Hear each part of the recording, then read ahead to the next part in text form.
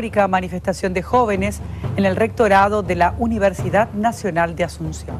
Más de 1000 estudiantes se hicieron presentes durante la movilización. Los estudiantes de diferentes facultades realizaron una sentata frente al rectorado para exigir la renuncia del rector de la Universidad Nacional de Asunción, Froilán Peralta, investigado por la Fiscalía por presuntos delitos como lesión de confianza y cobro indebido de honorarios. Y son los protagonistas de estas últimas horas memorables de movilización estudiantil con objetivos bien claros.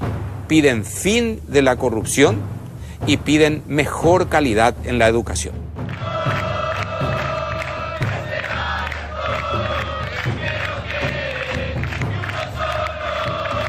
Los estudiantes decidieron bloquear las principales entradas de acceso a la universidad.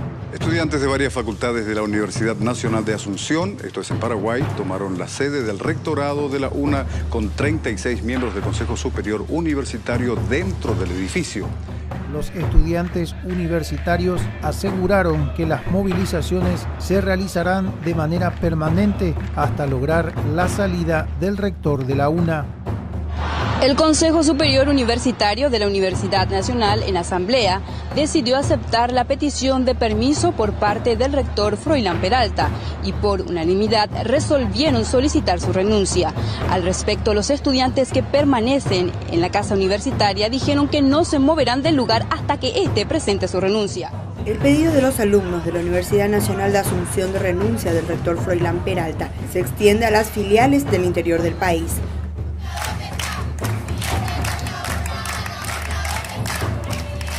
Nadie sale, nadie entra hasta que renuncie Froilán. Nos vamos a Paraguay. Allí estudiantes universitarios mantienen una protesta en reclamo por una educación pública de calidad. Denuncian que las autoridades de la Universidad Nacional de Asunción mantienen una estructura corrupta. Los universitarios se mantienen firmes en sus reclamos. Bueno, los estudiantes, Luis, están en vigilia permanente. Se libró orden de captura en contra del señor Froilán Peralta, en razón de que hasta ahora no se ha podido dar con su paradero. Miles de jóvenes universitarios rodean desde hace días las oficinas del rectorado de la Universidad Nacional de Asunción. Denuncian la existencia de una cúpula corrupta en la alta casa de estudios, encabezada por el rector Froilán Peralta, y exigen una educación incluyente, democrática y de calidad.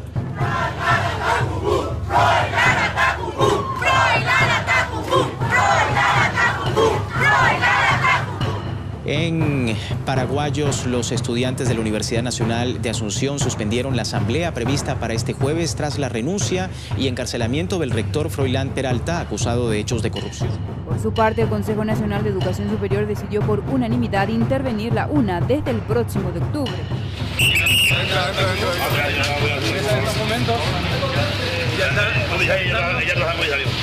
Según datos oficiales, en Paraguay solo 7 de cada 100 personas acceden a la educación universitaria.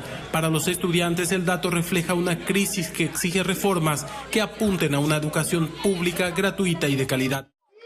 Perpetuando a la UNA como un bastión del electronismo, y ahora es el momento de que se exige hagamos realidad los sueños de una democracia, y no podemos permitir y calmarnos con resoluciones tibias de apartarse del cargo o de cualquier otra guasofia o barrabasada que invente para maquillar la protección de estos delincuentes criminales.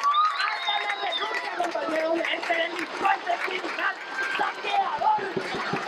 Dictaduras nunca más, compañeros. Una nota calles fue un hito histórico a nivel de la educación superior en Paraguay y surgió de la inconformidad de los estudiantes a causa de la mala administración de las autoridades. Una nota calles es una plataforma que se formó a partir de la toma del 22 de septiembre del 2015 en el campus de la UNA. Es un espacio, digamos, de articulación entre las distintas facultades o unidades académicas de la UNA, en donde se encuentran representados centros, movimientos y representaciones estudiantiles que fueron partícipes, digamos, de lo que fue el proceso de reforma de la UNA. Yo soy Mauricio Portillo, soy alumno de la Facultad de Ciencias Veterinarias, estoy cursando el último año. Desde el primer comienzo con un grupo de amigos de mi curso. Fuimos prácticamente los que primero salimos a manifestarnos de nuestra facultad. Bueno, mi nombre es Andino Flecha, yo soy estudiante de la Facultad de Ciencias Agrarias y miembro del Frente Estudiantil por la Educación, uno de los movimientos universitarios que fue protagonista de lo que fue Una No Te Calles. En la psicología comunitaria, los miembros de la comunidad son protagonistas y partícipes de su propio cambio. Nosotros habíamos ido a la primera marcha de los secundarios, que fue prácticamente la primera intervención de los universitarios en las manifestaciones, y de ahí al día siguiente hubo una asamblea en la Facultad de Politécnica donde un grupo de mi facultad se fue también y otros hicimos una reunión en la que decidimos ir frente al programa que al día siguiente estuvo Froilán con otros profesores de mi facultad. Un poco de ayudar en la logística de Una No Te Calles fue donde, digamos, me desempeñé para colaborar, digamos, a sostener la toma del campus de la UNA.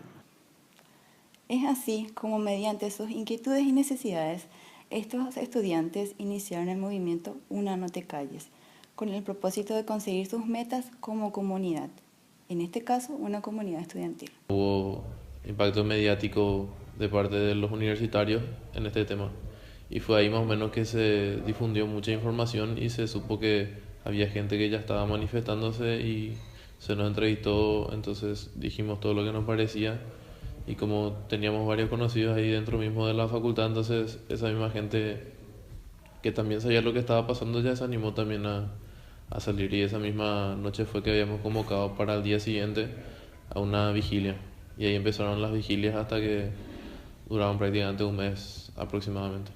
La necesidad de articular entre las distintas unidades académicas que se encontraban en toma, digamos, en el campus de la UNA, ¿verdad? Es bien sabido que los estudiantes de distintas facultades fueron las que sostuvieron, digamos, estos procesos de toma y posterior reforma, digamos, de la UNA. Entonces, la necesidad un poco de articular todas esas fuerzas estudiantiles que se encontraban en ese momento pujando un poco lo que es los procesos reformistas en la UNA. La comunidad no es algo fijo y estático, sino que está en un constante movimiento, al igual que las personas que la integran. Tiene objetivos, intereses y problemas en común. Desde mi punto de vista yo creo que representó el hartazgo de los estudiantes que conocían la situación, sobre todo en veterinaria, porque ahí estuvo Froilán durante 23 años como decano y luego fue rector. En nuestra facultad, por ejemplo, no había elecciones de centro estudiante. Había una persona que estuvo 4 años como presidente de centro estudiante y no había llamado para representación estudiantil. Ellos mismos formaban la comisión electoral y ellos mismos presentaron en el Tribunal Superior un recurso de amparo para que no se realice, debido a que dijeron que se publicaban mal los padrones. De esa forma ellos continuaron en el poder sin llamar a elecciones y venían haciendo siempre ese tipo de chicanas para poder continuar en el poder sin ser electos. Existe una falta de justicia y libertad de expresión dentro de la comunidad estudiantil debido a las restricciones por parte de las autoridades. Y también, por ejemplo, desde el primer año ellos ya imponían un delegado de curso, entonces ni siquiera en los cursos mismos uno tenía representantes que realmente uno elegía. Muchas veces las personas naturalizamos fenómenos, los cuales son considerados como el modo de ser de las cosas. El hecho de que a los alumnos se les haya quitado la posibilidad de elegir a sus representantes o a sus delegados de cursos fue tomado hasta hace poco para ellos como algo natural. Por ejemplo, todos los estudiantes que eran ahí del centro estudiante, los representantes estudiantiles tenían sueldos jugosos encima ahí en la facultad.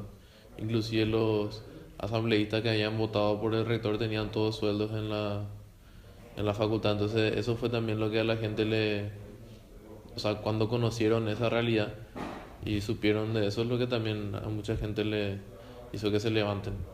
Y también que en mi facultad, por lo menos que yo puedo hablar con propiedad, que no se le da importancia al tema académico. O sea, se le da más importancia a la política y inclusive a la política partidaria que a los temas académicos. La problematización empezó a desarrollarse a través de las acciones de las autoridades y las reacciones de los estudiantes. De ahí surgió un proceso de análisis crítico de las circunstancias que estaban viviendo. Lo que yo creo que hizo que sea real una calle es que hubieron gente de todas las facultades, porque en veterinaria se trató de hacer esto varias veces y no hubo éxito. Pero una vez que todas las facultades se unieron, o por lo menos sí, muchos centros de estudiantes no apoyaron, pero desde el comienzo inclusive hasta el final otros no, entonces eso hizo que al unirse todos los estudiantes, o por lo menos representantes de cada facultad, haya mucha masa y más fuerza.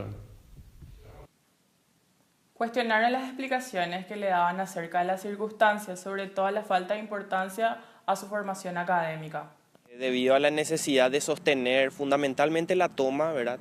Digamos que la articulación Una No Te Calles dividió las tareas en equipos, digamos, logísticos fundamentalmente, equipos de seguridad y otros equipos, digamos, que se encargaban de hacer las discusiones y las discusiones más políticas y la coyuntura que se venían en el momento.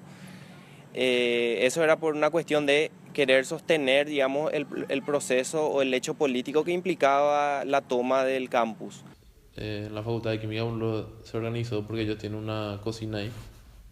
Entonces la gente ya traía, por ejemplo, carne y arroz. Entonces ellos hacían guiso y hacían en muchas cantidades y iban repartiendo a los grupos que estaban trabajando en ese momento. Porque por lo menos habían 100 personas que estaban trabajando, que estaban en los portones o estaban patrullando o cosas así. Entonces más o menos 100 personas estaban sí o sí trabajando, entonces hacía por lo menos comida para ellos.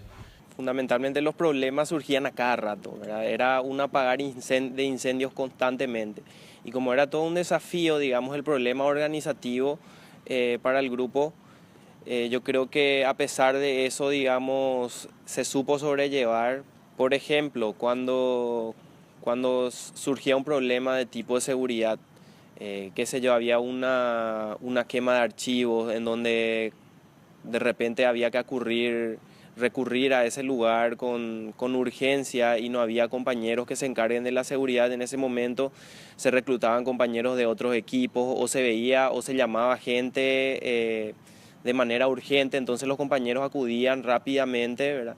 Entonces, de esa manera yo creo que los problemas que surgían a cada momento, pues esa es una característica digamos, del momento, ¿verdad? De que los problemas y las situaciones surgían de manera espontánea, entonces había que dar una respuesta inmediata. Entonces yo creo que a pesar de la poca organización que teníamos en ese momento, se supo sobrellevar la situación. Empezó una organización por parte del estudiantado para poder llegar a las metas que deseaban. Hubo empoderamiento, se dieron cuenta de que tenían el poder de cambiar las cosas y así lo hicieron.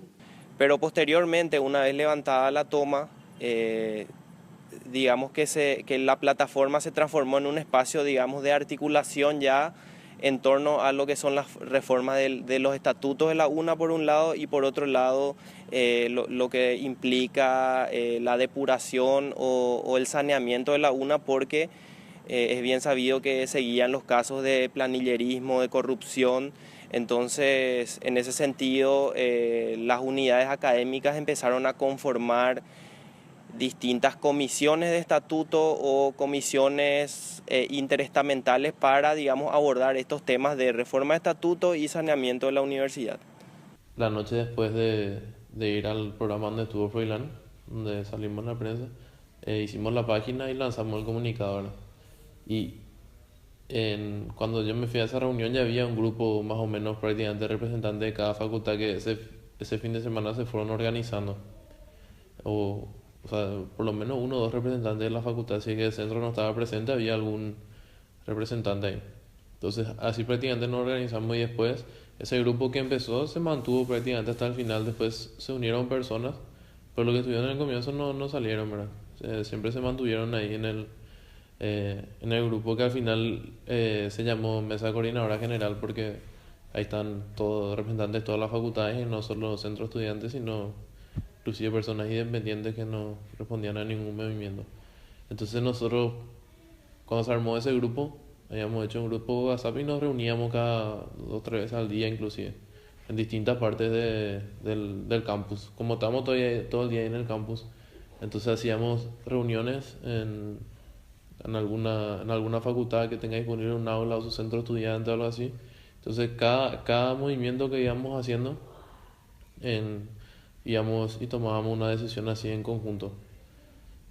Inclusive eran decisiones muy difíciles que tuvimos que tomar, pero siempre se hacía ahí en esa mesa para poder ser organizados. Con un desarrollo comunal, la comunidad se hizo cargo de sus problemas y se organizó para poder resolverlos, desarrollando sus propios recursos y potencialidades, y también teniendo autonomía y autogestión. Bueno, yo puedo hablar desde mi parte, ¿verdad? Desde lo que yo viví. Nosotros,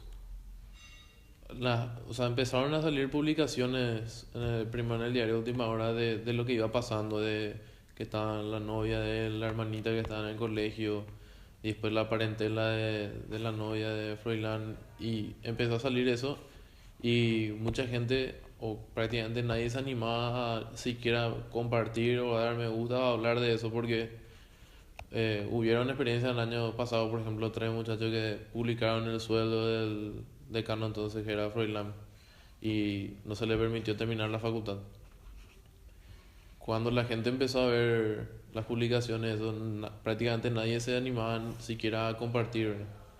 Unos cuantos ya desde el comienzo empezamos a compartir y amenazaron de todas formas, pero nosotros, yo por lo menos tenía un grupo de amigos medio grande de 20 personas que nos pusimos todos de acuerdo de que todos íbamos a compartir y todos íbamos a hacer lo que sea necesario.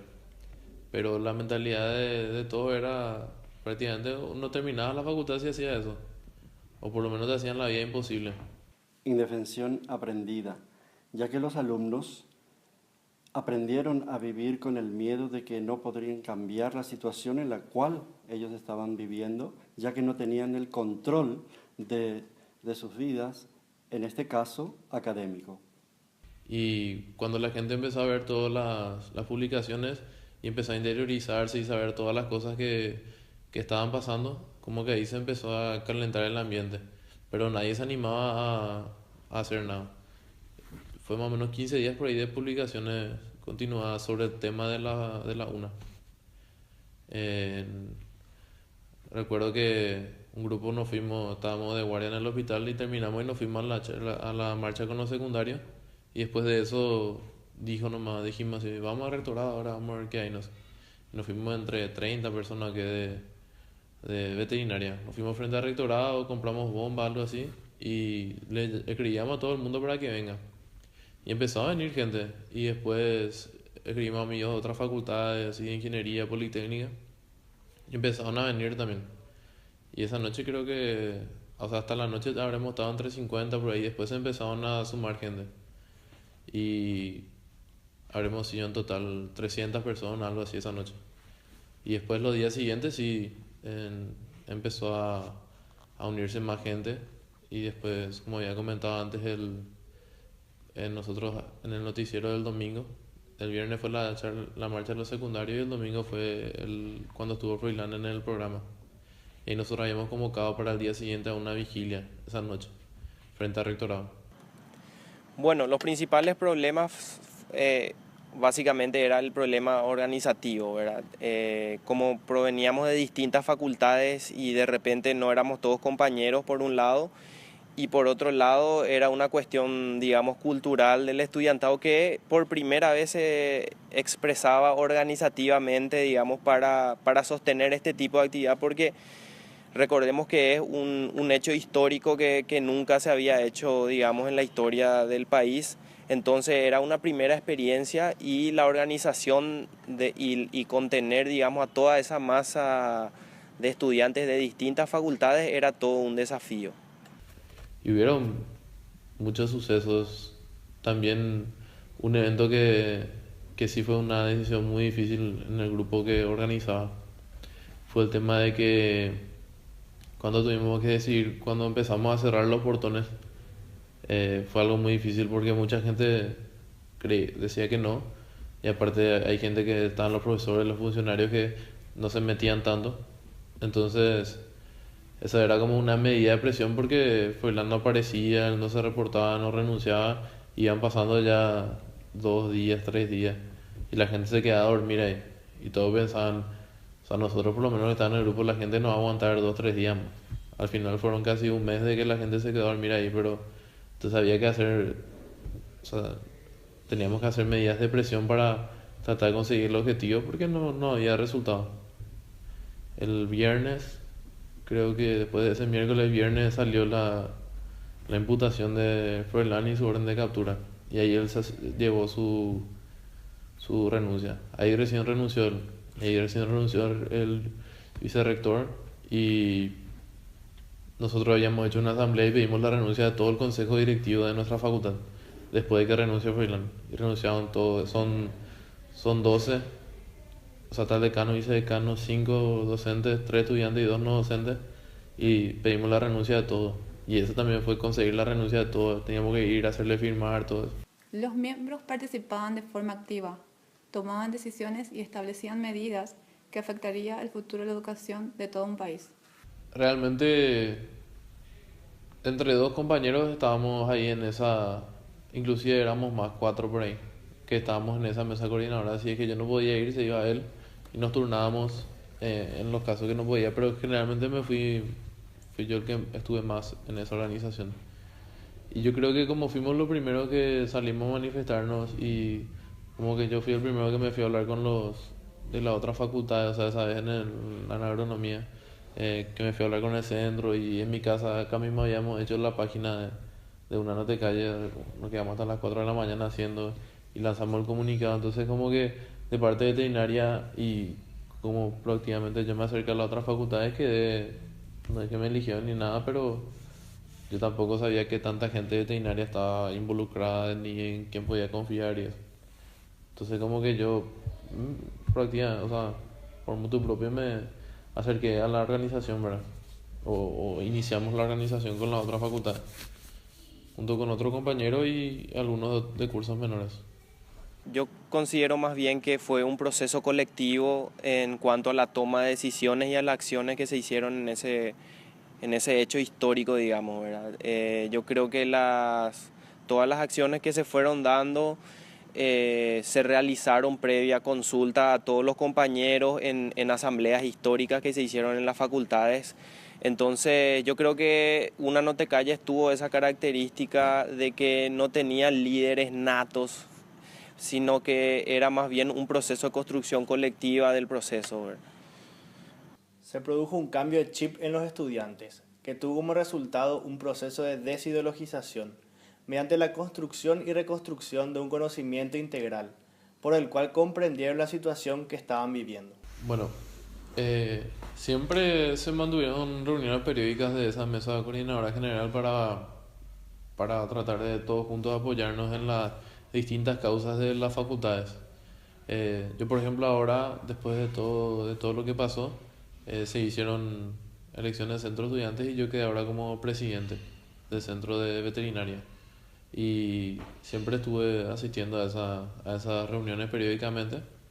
Y ahora como que hay la mayoría de las facultades tienen todavía muchos problemas. Y, o sea, por ejemplo, en nuestra facultad creo que hay 53 imputados por la causa de la UNA, de los cuales 51 son de veterinaria. Una es la decana de filosofía y no recuerdo, creo que hay un imputado más así, pero después la mayoría son de veterinaria. Y entonces como que tampoco es que hay muchos resultados de acuerdo a la fiscalía. En septiembre tienen que estar si se le condena o no, porque ahora están siendo investigados, o sea, están siendo imputados. Y entonces la mayoría de las facultades tienen muchos problemas internos. Y entonces como que está un poco dispersar las fuerzas, pero siempre estamos en contacto. Pero ahora como uno de los objetivos principales era el cambio del estatuto, porque era el estatuto lo que permitía al final que ellos hagan todo lo que querían, o sea, robaban legalmente, vamos a decirle. Y ahora en agosto se tiene que presentar la la propuesta del cambio de estatuto, y eso se trabajó así, se armaron comisiones, una comisión grande, donde estaban representantes de todas las facultades, donde se decidió la metodología con la que se iba a trabajar el estatuto, qué cambios se iban a hacer. Y después se enviaron preguntas orientadoras a cada facultad, más o menos 70, y uno iba respondiendo esas preguntas. Entonces se manda tipo cada facultad su modelo de estatuto y después se consensúa otra vez cuál tipo, de acuerdo a lo que la mayoría pensó. Entonces se trata de ahí cambiar el estatuto, pero eso era uno de los principales objetivos de toda esta manifestación.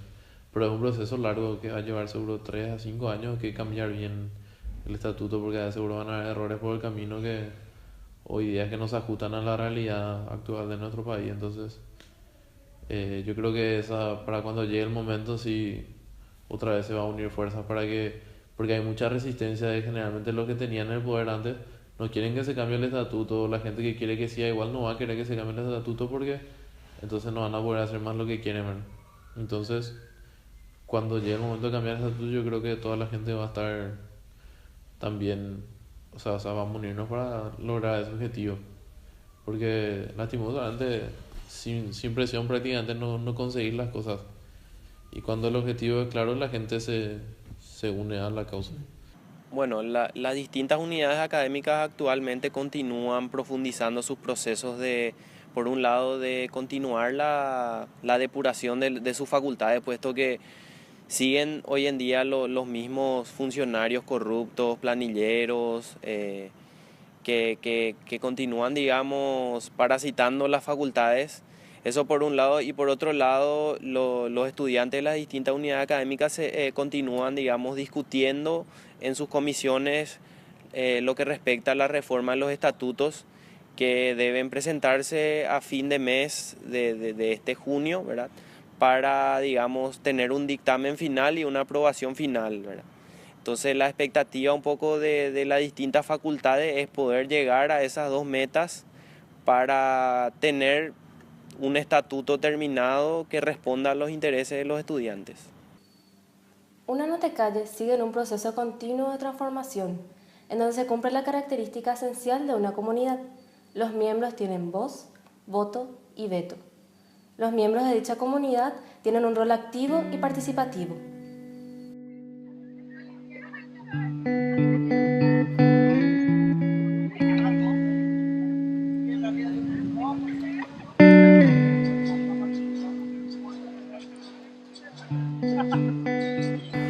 Yo quiero ser profesora. Yo quiero estar bici cuando sea grande. Yo quiero ser profesora. Yo cuando sea grande voy a ser estudiante. Yo cuando sea grande quiero ser policía. Cuando sea grande quiero ser policía. Yo cuando sea grande quiero ser jugador. Yo quiero ser doctor. Demasiado me gusta. Demasiado me gusta. Demasiado me gusta. Cosas que nunca he escuchado, ni nunca he visto, ni nunca he... Nada. Que viene a hacer esto acá. ¿Por qué? Es demasiado bueno. Y los chicos de acá es muy nuevo. Y la mamá mucho. La mamá, ¿quién? La mamá. Yo, por ejemplo, quiero estudiar, quiero ser, y quiero andar en esta forma para darle esto. Me gusta mucho. Me gusta mucho.